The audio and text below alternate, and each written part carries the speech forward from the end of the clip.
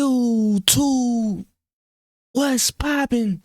Today we're looking at the world's highest security prison. Let's see what they talking about, man.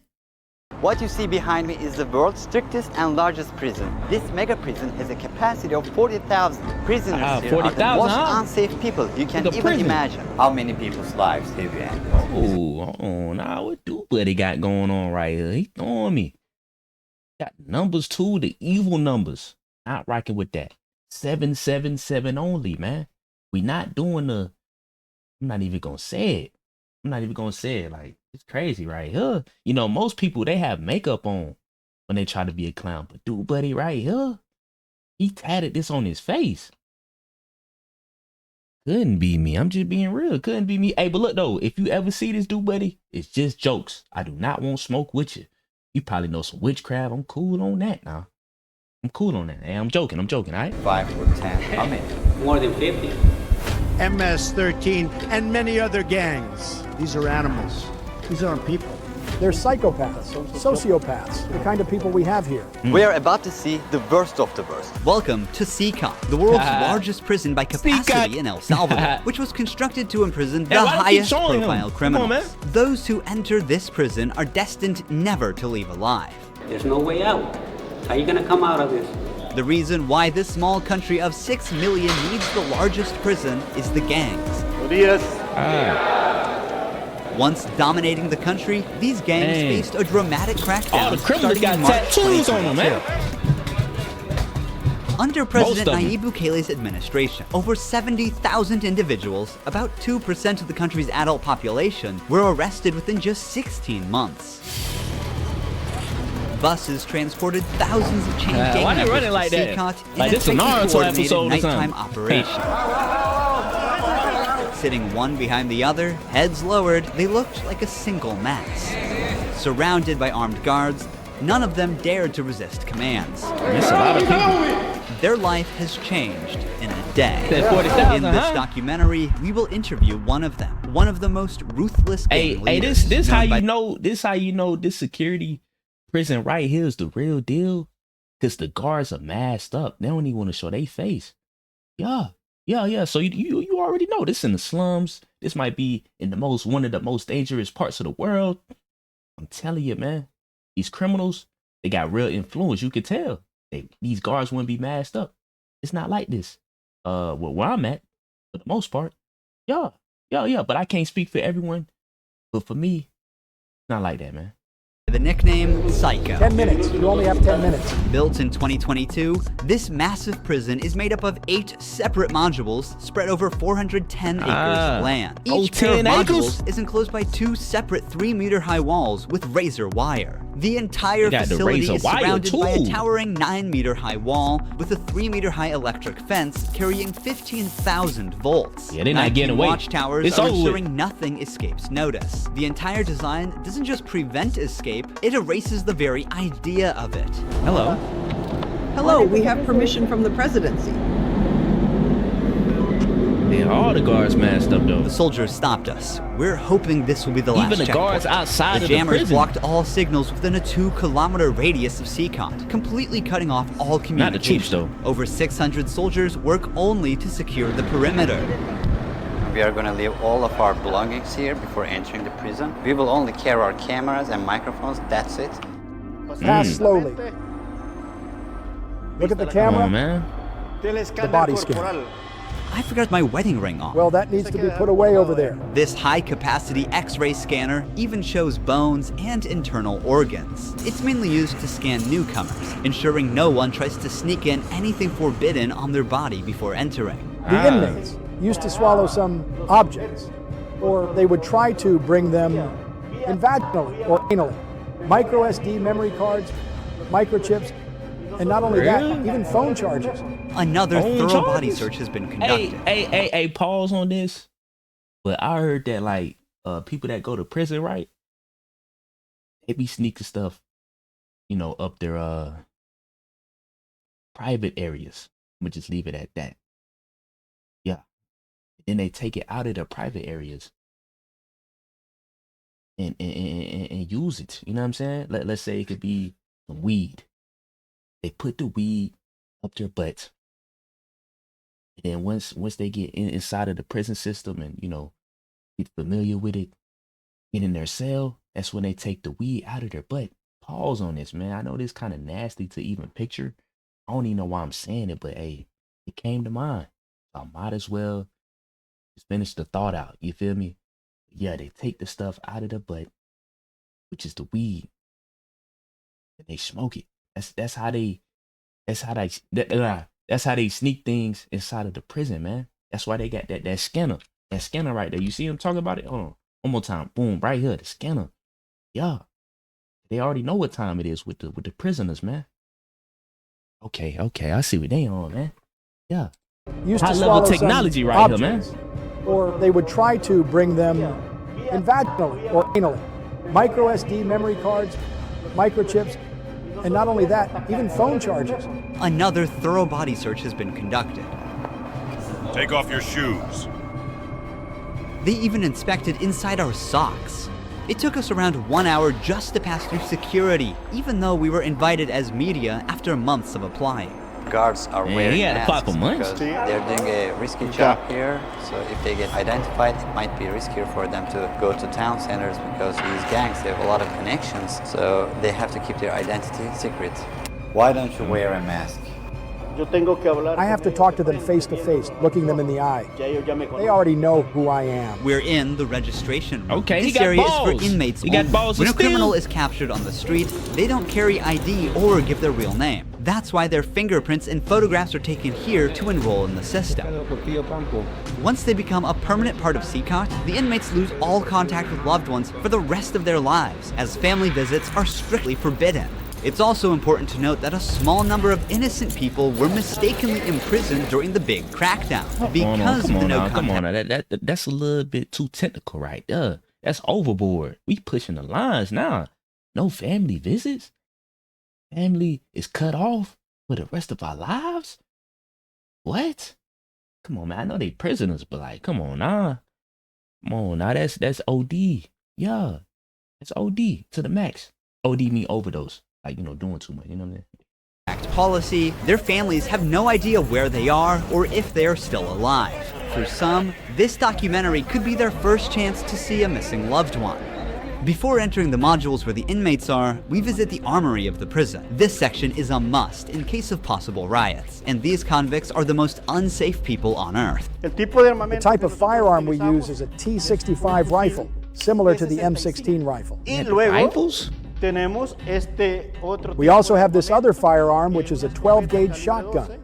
A I'ma Sig need Sauer that. rifle allows us to maneuver in spaces that are too tight to move. Whenever criminals are arrested and dragged to the bus, various cuffs and chains are used to restrict their movements and minimize the risk of harm to officers. Has there ever been a riot?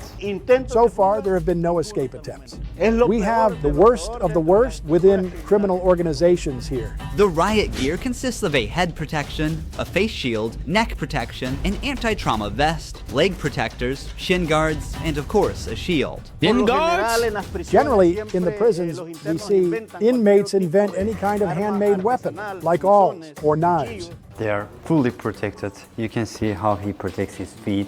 Since this prison is so Yeah, he large, got the we full have to bodysuit hop on, huh? this bus. She a little vibe right there. Hold on now. Might gotta pay her a visit, huh? Stop playing with me. Yeah. It's just one thing about like, female cops, female security guards. It's just something about them, man. They be looking good in that uniform and that outfit. Yeah. But look though, you know what's crazy to me is that prisoners are some of the most creative people on planet Earth. I must admit, they can craft weapons out of nothing. It's crazy.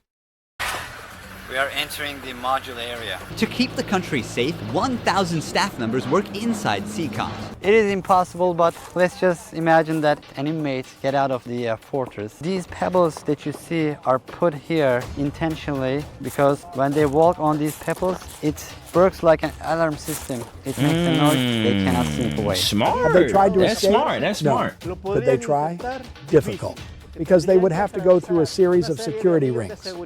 cecot was built with its own Look, though, infrastructure with in an isolated with area. the pebbles, I'm gonna stop pausing so much.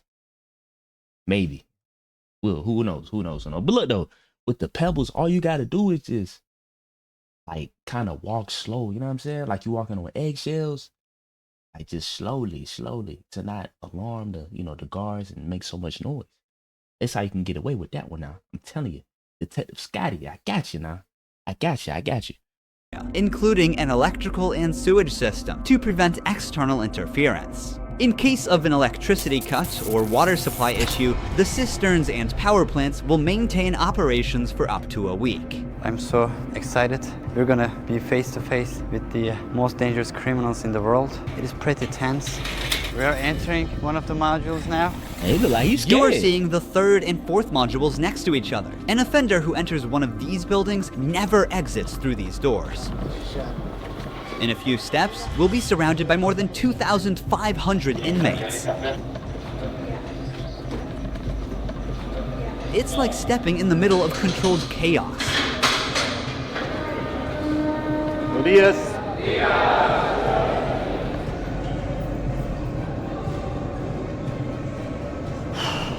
Yo, they ain't So got no intense. space. Their eyes are all on me, following my every step. Getting an eye contact with them.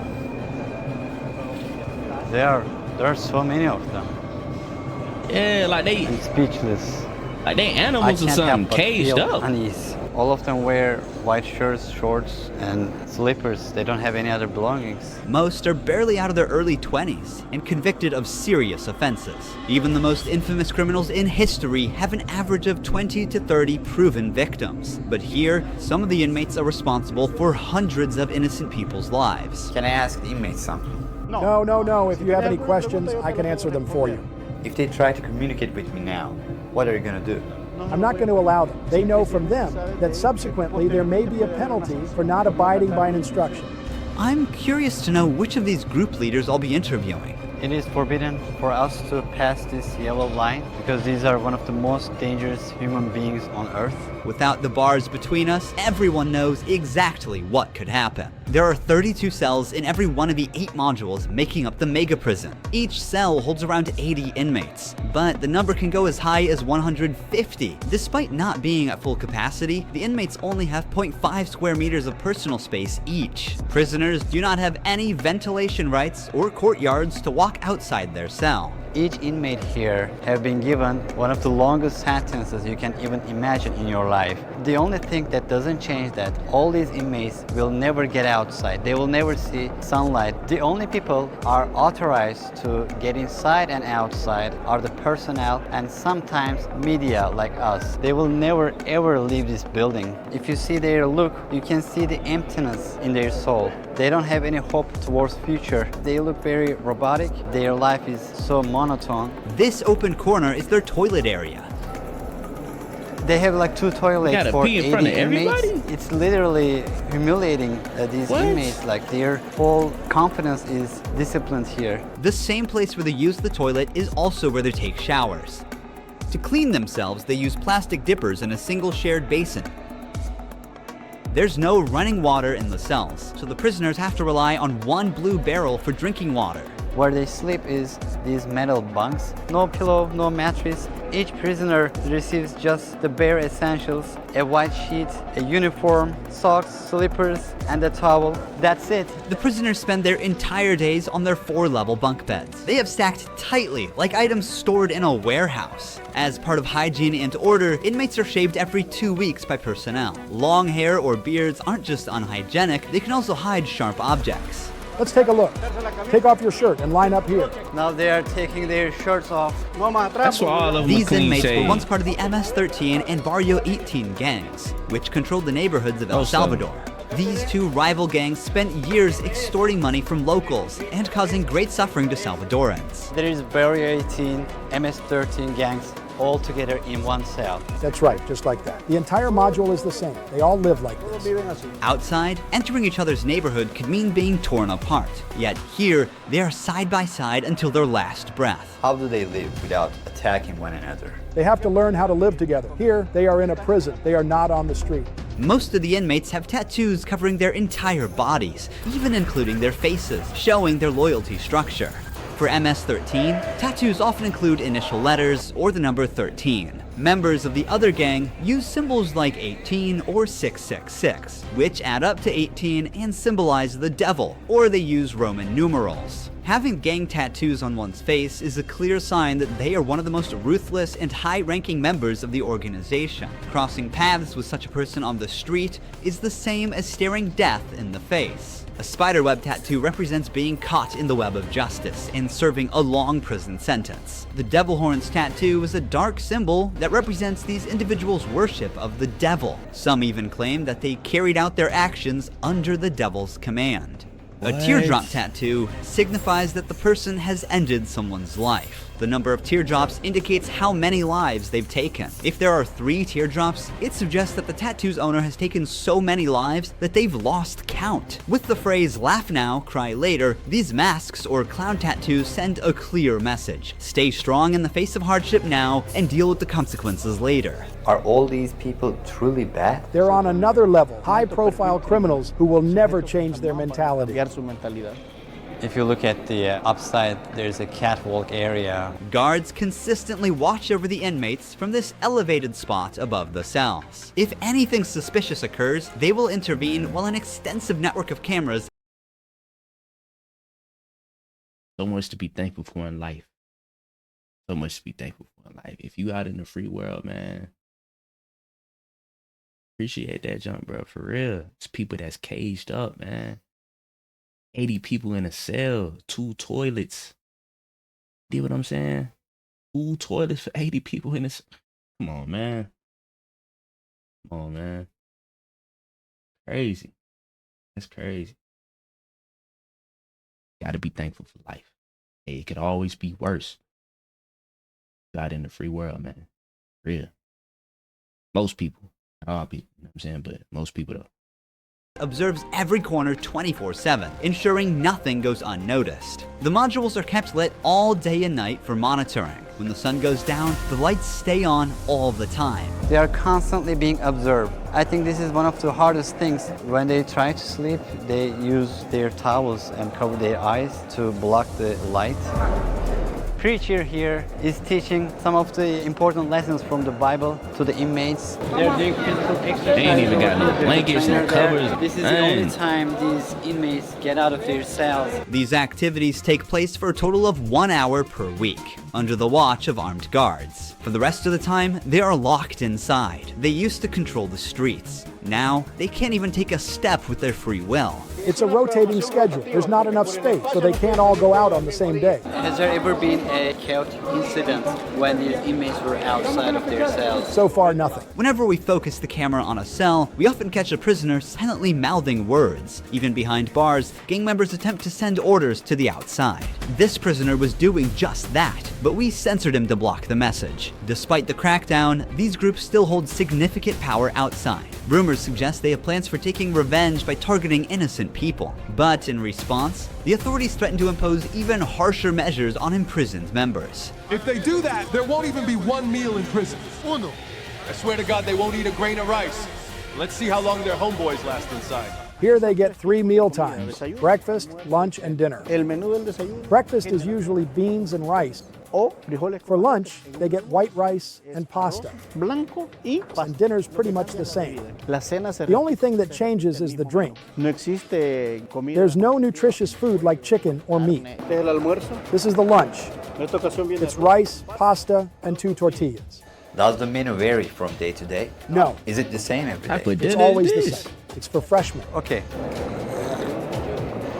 It's a sugary drink. I'm going to taste it for myself. Inmates must eat with their hands and clean their plates before returning them. With a diet lacking in protein, many likely suffer from nutritional deficiencies. Before starting our interview with an inmate, I want to show you one more place that is even more extreme than what you've seen so far. Here we are in the isolation cell area. If inmates break a rule, they can be sent to these isolation cells according to the legislation. The law gives me the right to keep the prisoners in isolation for up to 15 days. These cells have sealed doors. Through this grid, I can see them and identify who's inside. We serve food here, and we also use this space to put handcuffs on them before opening the door to move them from here to their cell. Welcome to the isolation cell. If an inmate misbehaves, this is where he ends up. He won't know the time or how much longer he'll be kept inside. For days or even weeks, he sleeps on this concrete bed without ever leaving.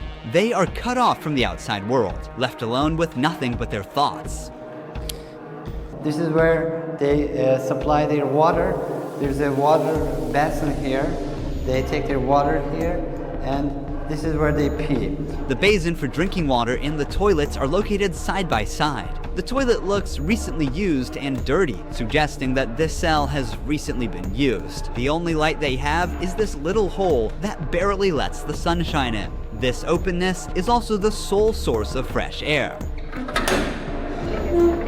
What is the most challenging thing about isolation room, according to you? Inside, you don't even see your hands. So when someone is isolated, it is necessary for them to have something, a book, anything, to keep their mind clear. But here, they don't have access to any of that. No matter how tough a criminal is, this kind of isolation breaks them. This is necessary for the type of offenders that we have here. People who once played God by deciding who would live and who wouldn't live deserve the worst punishment. We don't show them mercy. They can ask for forgiveness, and may God forgive them. But here, justice must be served for so many victims, and it's the least they deserve. Now we're going to interview the inmate known as Psycho. He has a 34-year criminal history and has spent the last 25 years as a high-ranking member of an organization. 10 minutes. You only have 10 minutes.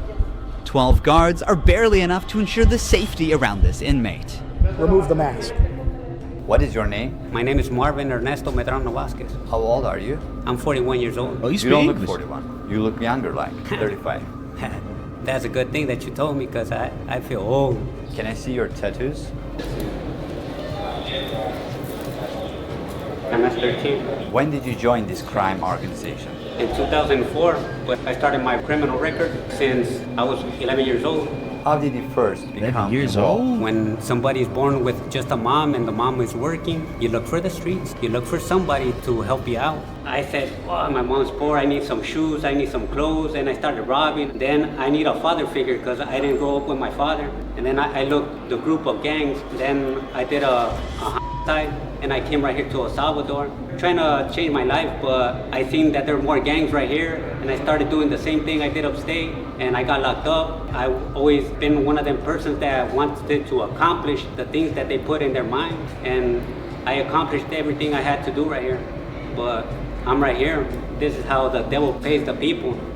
Is it true that to join this crime organization, you need to end someone's life? Yeah. But the first one must be one of your relatives, right? Yeah, because you got to gain territory for your What? gangs. I lost my mom, my dad, my son, everything right here because of the gangs.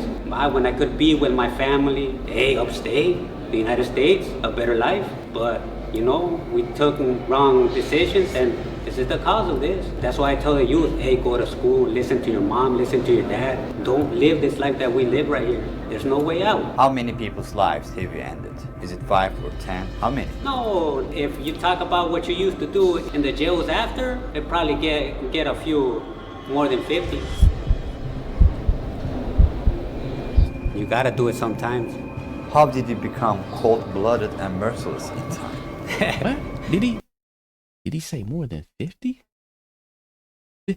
50 bodies?